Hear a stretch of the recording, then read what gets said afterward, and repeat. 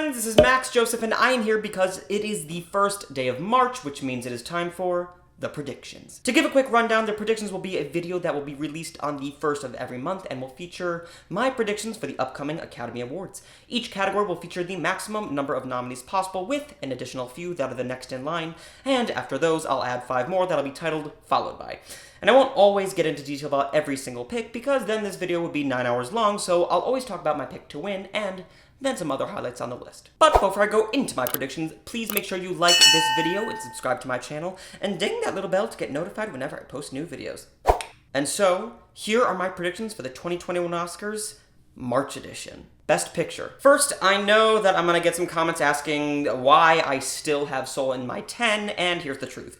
I've had it since my first predictions like a year ago, and I'm just gonna stick with it. Full knowing it's most likely not gonna happen, and The Father, Five Bloods, or Sound of Metal will most likely take its place. But I'm gonna keep it in. Anyway, I'm still gonna go with Nomadland for now, especially since it won last night's top honor for drama at the Golden Globes. But, truth be told, I'm starting to think a bit more about Chicago 7. Not just because it got that SAG nomination, that was expected to happen. And I honestly would have been a bit surprised to see Nomadland end up in there. But also because I think there are gonna be some Academy voters who flat out just couldn't get into Nomadland. After speaking to some, I know that is a very likely possibility. That being said, it's hard to argue with 28 wins, a Globe win for drama and director. Now, it was a bit surprising to see Mank miss out on that SAG nomination. It felt like a huge miss for them. Clearly, an ensemble film, I think it could have used that nomination big time. Still, AMPAs will most likely be a bit more friendly to it. But at this point, I think it's between Nomadland, Chicago 7, and Mank, although Mank getting shut out last night didn't bode well for it. But, if anything were to spoil, I think that it would be One Night in Miami, Judas and the Black Messiah, or Promising Young Woman. Anything else would be pretty shocking. Best Director. Chloe Zhao is winning this award. It was solidified last night when she won the Globe. Her speech was perfect, she's perfect, and she's winning this. Even if something else wins picture, I think this could be a year where we see a split happen because right now, there's no way she's losing. Fincher or Sorkin needed that win to keep their heads in it, but it's Chloe Zhao's to lose. Actress in a leading role. Well, if we were all wondering who was getting that 5th slot, we have officially been given our answer because Andra Day made history on Sunday night when she shocked the world and won lead actress in a drama, also making her the first Black Best Actress winner in 35 years, which is both so exciting and disgusting that it took 35 years. But even though she won, I don't see her winning the Oscar at the moment.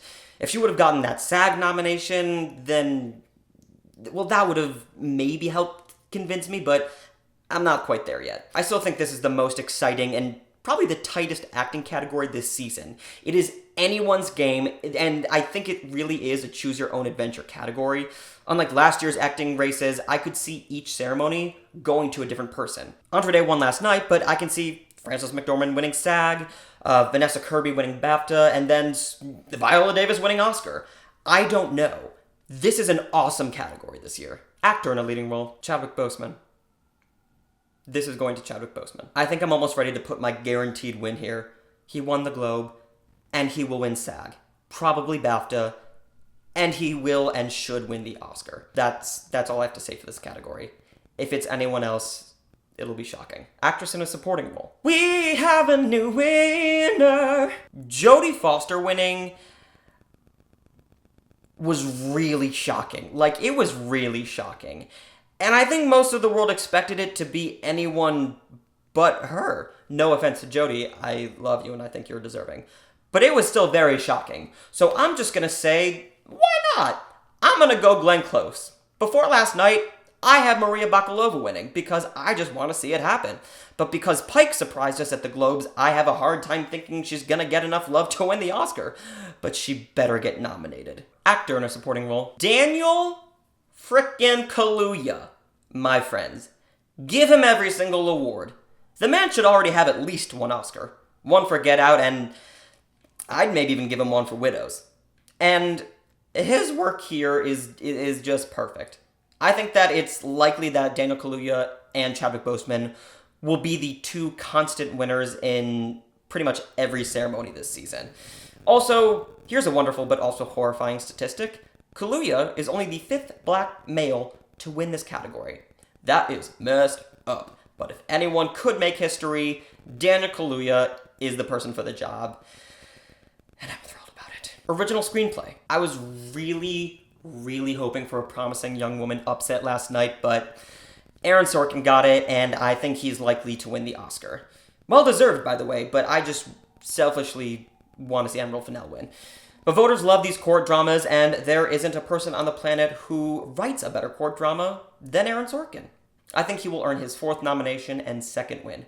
But if something is gonna spoil, it's probably gonna be Promising Young Woman. Adapted screenplay. We have a new winner! I'm switching it up for one reason only, and that is because Nomadland didn't get a nomination for the Writers Guild, and it needed that.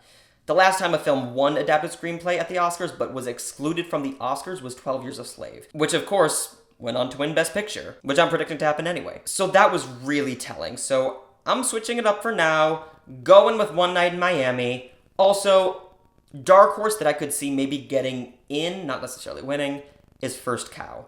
But honestly, only for one specific reason, and that is because if it doesn't get a nomination, a single nomination, it would become the first New York Film Critics Circle Best Film winner ever to not earn a single Oscar nomination. Animated feature. Y'all, Soul is up to 25 wins this season and won the Globe last night. And something else that gave me a bit of hope was that it was shortlisted for score and visual effects. It's obviously the leader in score, but I thought that it was pretty interesting that it got on the shortlist for visual effects. And a fun fact, only 3 animated films have been nominated for visual effects, but none went on to win animated feature. To be fair, it was The Nightmare Before Christmas. That was the first, and the animated Oscar wasn't a thing at that point, so let's say it's 0 for 2. Also, the latest was the live-action remake of The Lion King, which I could argue isn't even animated. So actually, the only one that is non-negotiable, in my opinion, would be Kubo and the Two Strings, which lost to Zootopia in 2017. Anyway, that's kind of off topic. Soul got into AFI's top 10 movies of the year, and no animated movie that has made AFI's top 10 has ever lost animated feature at the Oscars, and the only upset I see is Wolfwalkers, but it needed to win last night, I think. And if it does happen, if Wolfwalkers win, it would be a pretty huge upset. And I know you know the words, but when Pixar is nominated for an original movie, aka not a sequel, it has only lost twice. It's 8 out of 10 for original films. Cinematography. This is a head-to-head between Nomadland and Mank. I actually can't see it going anywhere else. But Nomadland has 24 wins this season compared to Mank's 4. But it'll become a bit more clear once we get the ASC nominations. For now, sticking with Joshua James Richards, earning himself his first nomination and first win. Something that has never happened here before. Production design. Nostalgia. Nostalgia. It's just a thing. Now this is starting to become a bit more clear. The Art Directors Guild nominations came out, and all 5 of my predicted nominees actually got in. Yay! And all 5 are also the nominees for period feature film. The only one I can see breaking into that 5 would be Tenet, but it's probably not gonna matter all too much in the end because Mank is most likely gonna win this. It's also the leader in wins this season with 13. In second is a tie between a few movies, each only earning 1 win. So like I've been saying for months, it's gonna go to the film that brings that nostalgia, nostalgia. It's gonna go to Mank and give Donald Graham Burt his 2nd Oscar. Costume design. So Mank, Emma, Ma Rainey, and Mulan feel pretty good to me so far. All not only got a Critics' Choice nomination, but also got on the BAFTA longlist. And I'm going to keep Jingle Jingle in there because A, it should be winning this. B, it managed to get shortlisted in a lot more places than most people were anticipating, which makes me really hopeful on its chances to get in here, and hopefully a couple other categories. But if Netflix is doing anything this year, they are campaigning the heck out of their films. And that includes the below-the-line categories. I know they are loving on Trish Somerville, and for good reason. Her costumes are unbelievable.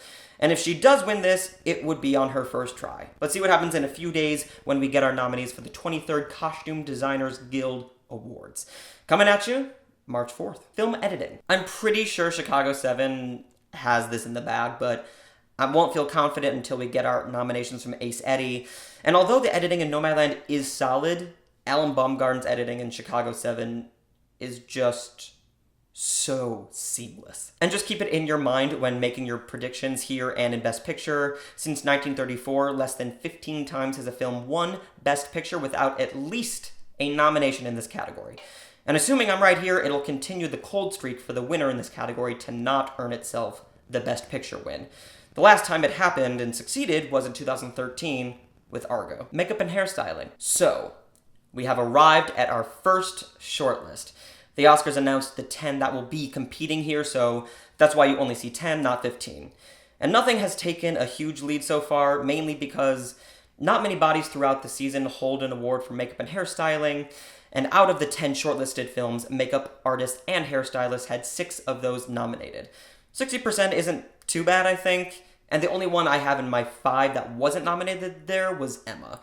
And maybe I'm holding on to hope, but I do think that the makeup and hairstyling in that film is gorgeous. It feels like it should be a shoo-in as far as a nomination goes. Anyway, this is probably between 3 Netflix films at the moment, which makes me a little bit nervous, but like, I don't really see anything else being a serious contender right now. Sound.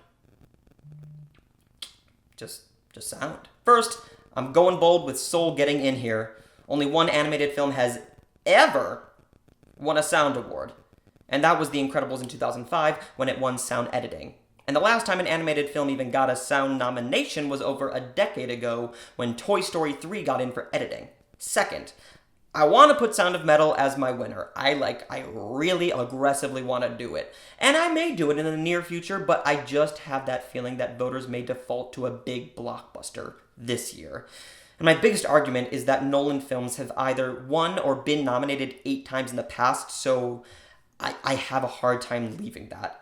But I do think that Sound of Metal should be winning this award. Similar to how I feel about cinematography, the sound is just so much more effective in Sound of Metal than it is in Tenet. No offense to Tenet. Visual effects. Another shortlist here, that's why we have 10. Actually, moving forward with the rest of these categories, they're all shortlists. I can't do the whole 6 months ago, I said this 5 months ago, it's too much. So what I'll say is that it's just crazy that 7 months ago I said it was between 3 films. Today, 2 of those films aren't coming out till next season? And only one of them remains, and that is, of course, Tenet. And I'm gonna stick with it until I have reason to change it. Original score. Sao. It's Sao. Oh, I'll never get over Tracy Morgan. And it deserves this win, and I think it's gonna sweep. It has HMMA, SCL, Golden Globe, BAFTA long list, Critics' Choice. It won the Globe. It's Soul. And I will be very confused if it isn't Soul. Also, don't be surprised if and when The Little Things makes it in. I don't have it in yet, but I'm just giving you warning. There is a chance it's gonna get in, but it's gonna be Sao. It'll become the 9th animated film to win this award, and it's gonna be great. Original song. So Scene won last night, but I still think that the Oscars are gonna go for Speak Now. But I'm now not nearly as confident about it. I can absolutely see them giving it to Diane Warren. She has 11 nominations and has yet to win. So it is very likely that I'll push her ahead in the future, but I'm not quite there yet. I'm gonna stick with Leslie Odom Jr. for now. International feature film. Now that we have our shortlist of 15 here, I feel pretty darn confident about naming another round the clear frontrunner. I was a little on the fence about it, but with it getting the Globe nomination and having the most wins this season, I think this is the right choice. Now, don't get me wrong, I don't feel like, Parasite confident about another round.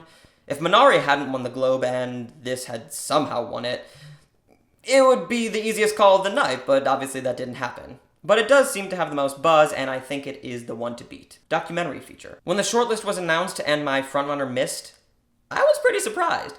But what it did tell me is that this race is wide open. I know everyone is gushing over Dick Johnson for good reason, but nothing has the momentum in my opinion. This is a very exciting category. Time has 8 wins, Dick Johnson with 6, Collective with 4, All In with 3, Boy Stay with 3. So many documentaries have at least 1 win, and there isn't one doc that is just like cruising by. But because Time is the only one to get IDA, CEH, PGA, BFCA, and in case you're wondering, all of these little abbreviations are at the bottom. If you can't see it, just zoom in. Anyway, on top of that, it has a narrow lead in wins for the season. I'm gonna make it my winner. But I'm not counting anything out yet. This could go anywhere. Animated short film. That's right, all categories are here, my friends. Y'all know how much I love Pixar, but If Anything Happens, I Love You needs to win this award. If you haven't seen this short yet, it's on Netflix, it will wreck you, and it is vital for every single human being to watch it. And it is one of the best animated shorts I've ever seen. But we also have Out, which I'd also be thrilled to see win. And it wouldn't be too surprising to see it win because it's Pixar, and Pixar has won animated short 5 times. But I'm gonna go with If Anything Happens, I Love You. Live action short film. The human voice has the momentum since the beginning, I think, possibly because of the team working on the short. The film is directed by Pedro Almodovar, and it stars Tilda Swinton. These shorts are usually pretty hard to predict, but always some of the best films to see, and also some of the most underwatched. So if you're able, watch the shorts. They're amazing. Documentary short subject. My vote is going to Abortion Helpline. Based on word of mouth, it is the frontrunner, but this category is usually pretty up in the air. You don't really know what's gonna happen until it happens. Those are my predictions for the 93rd Academy Awards March edition. Let me know what you have predicted in the comments. Agree, disagree? Let me know. And so, my friends, thank you so much for watching. Please make sure you like this video, give me your thoughts in the comments, subscribe to my channel, as well as follow me on Twitter, Instagram, and Letterboxd at mjoseph492. Like my page on Facebook, which is facebook.com/MaxJosephFilmPerson. Join the Amino live chat, which is open 24/7, 365. And if you really love me, please consider being a member of the channel, where you can get member-only content, guest interviews, giveaways, and lots more. You can even give me a film to review, a 10th of the month top 10 category, a ranking, or a song to sing. And that video will be dedicated to you. Shalom, my friends.